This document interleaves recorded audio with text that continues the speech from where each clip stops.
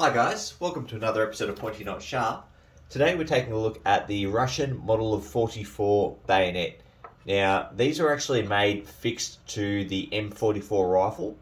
They were screwed on and couldn't be removed, didn't come with a scabbard. You can see we've got a screw here.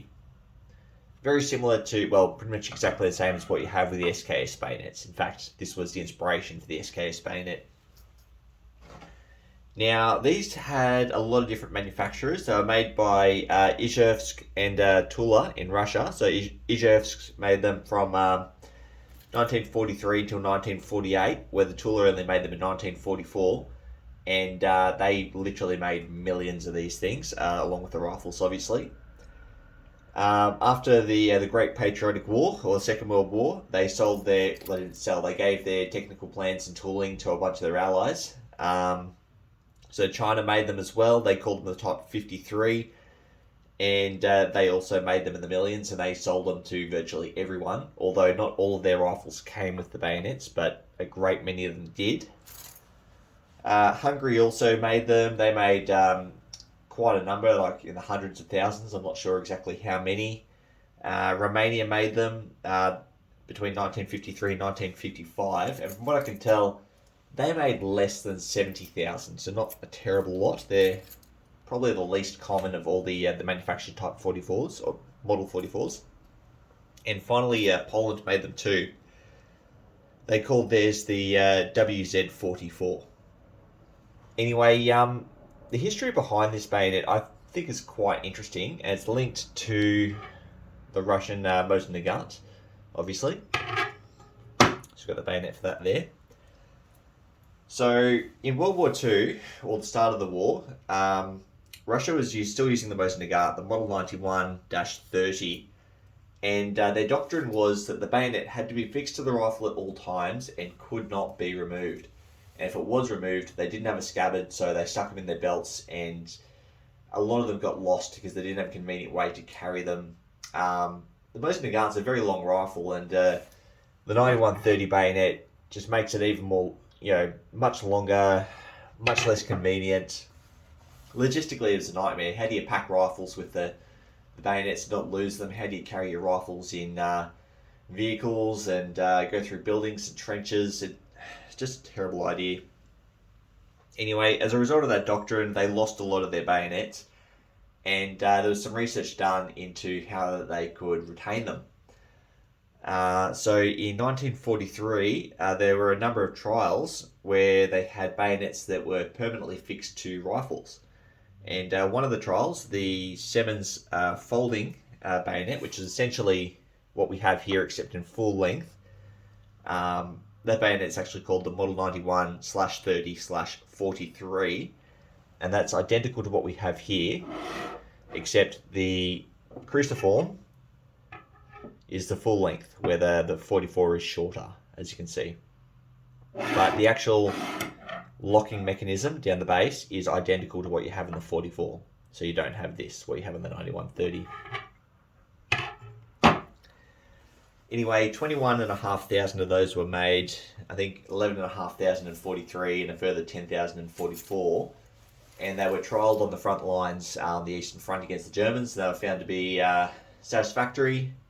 Very, very popular. So they introduced the model of 44, being this bayonet here, for the M44 carbine in spring of 1944, and it was formally adopted and manufacturing began. It was actually decided that the M44 would replace the 91-30, and they started producing them in very, very great numbers. And after the war, as I already said, the technical data and tooling was given to allies, and they also made the M44 in absolutely huge numbers. And after the M44, the design went on to inspire the SKS, and I've got a Chinese paratrooper SKS bayonet here for comparison. And just looking at it, you can see the similarities. We've got the exact same locking mechanism. We've got a cruciform here with 4 blades. We've got a triform here, but there's all different kinds of SKS bayonets out there. You've got the Russian and Yugoslav, I think, have the blades, or a whole bunch of them have blades, whether some have triforms or cruciforms. But at the end of the day, they all have the same locking mechanism, regardless of what kind of blade they use. Anyway, I'll pull that out of the way. We're focusing on this one. So we'll look at the actual construction.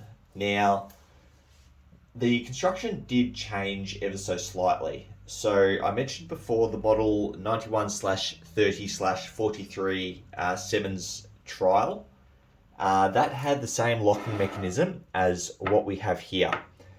However, in 1945, they actually changed the design slightly. Now, I'll go over exactly what the difference is. In fact, I'll bring some photos up.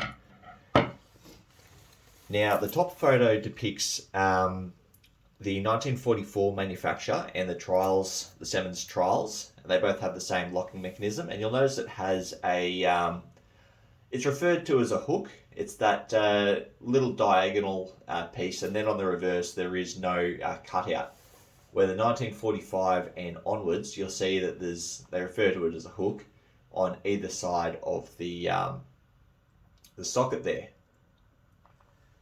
Now, that's not the only difference. The other difference is the top of the muzzle ring, 1945 and onwards, has a cutout, whether the trials and the 1944 doesn't have that. So that's how you can tell if you've got a early manufacture one or not. And as you can tell here, I've got the 1944 manufacture, Russian manufactured, so I'm quite happy with it. Initially, I got excited and I thought it might have been one of the trials ones until I figured out it wasn't full length. If it was, oh, I would have been stoked. Anyway, we'll look at the actual construction now. So as you can see, we've got a cruciform blade, and as with the regular Mosin Nagant bayonets, the tip doubles as a screwdriver. I'm not certain how useful that is on a bayonet that's fixed to the rifle and can only be removed with a screwdriver. But I've been told that the screwdriver on the tip of the regular 91/30 can be used to help disassemble the rifle. So really not a useful thing to have on a bayonet that's already fixed to the rifle. You can't disassemble it when it's fixed already, and it requires a screwdriver to remove unless you've got a buddy with another rifle, and then you've got a really awkward task ahead of you. Anyway, then moving up the top here, we've got a spring-loaded socket retained by a screw. So the socket comes back like that. And I'll take this screw out. This screw screws into a port on the rifle. Pulls apart, and I'll show you what's actually underneath. So this just comes off. Nothing special about that, just a muzzle ring. And then we've got our spring. And that's all there is to it. It's not a terrible lot. This one's still got a bit of cosmoline on it, so it's a bit gross. I just made my desk a bit dirty. I'll put that back on. You know what? I'll leave it off. I don't want to get my fingers too dirty. I'll do it later. We'll jump into the markings very, very quickly. So, the Russian, Polish, and Romanian versions of this bayonet all have proof markings on the side of the muzzle ring here. Now, the Russian ones, they use a lot of different proof markings depending on which factory made them, and they're never stamped particularly well, and there's so many different variations that it's very hard to figure out what they mean. The Polish and Romanian ones also have proof marks on the same spot, being just here on both sides, but I can't get a clear enough photo to figure out exactly what those markings are, and if there's any variation, you know, as to whether they're proof marks or date of manufacturer or factory or what they are. Now, the Hungarian and Chinese Type 53, from what I can tell, are completely unmarked. I've had a couple of look at photos of each. I don't have access to the rifles or the bayonets to find out definitively, but looking at pretty close-up photos, I can't see any markings on either of those. Now, these bayonets were used very, very extensively all over the world, and from what I can tell, they're still used today. I wouldn't be surprised if they're still used in the Ukrainian conflict at the moment. But very, very handy little rifle, fun little folding bayonet. I've had a play with a couple on the rifles myself. I'm a fan. But yeah, you can pick them up pretty cheap. You don't come across too many of these bayonets on eBay or anything like that, because generally, being attached to the rifle, people don't take them off and sell them separately unless you've got a broken rifle and people are selling the parts. And down here in Australia, that doesn't happen terribly often. So I'm actually going to be selling this one shortly. I don't really want to keep it. I'd much rather free up room in my collection for something I'm after, and keeps the wife off my back. Anyway, guys, if you have any more information about this bayonet, please feel free to comment below. I'd love to hear from you. And thanks for watching.